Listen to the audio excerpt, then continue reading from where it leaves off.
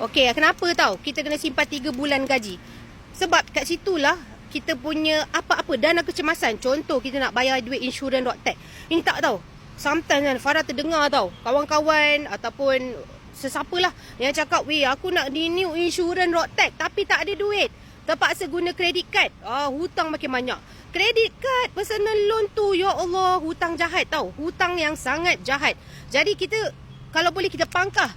Terus je gunting kredit kad tu. Ataupun terus je letak selotip dekat kredit kad tu. Jangan guna. Habiskan bayar loan kredit kad ni. Hutang kredit kad habiskan.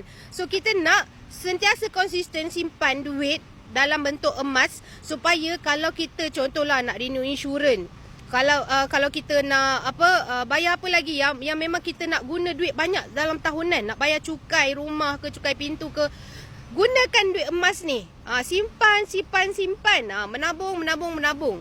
Itu cara dia. Sebab kalau kita simpan duit dekat dalam akaun bank, kita tend tu kena keluarkan balik. Kita mesti macam pergilah kat kaunter, pergilah dekat ASB online portal, kita senang nak keluarkan kan. Kita sekarang nak susahkan keluarkan supaya duit kita makin bertambah. Itu cara dia. Kita nak psycho kan kita punya otak ni, psycho kan. Sebab makin kita berduit, makin banyaklah duit simpanan kita.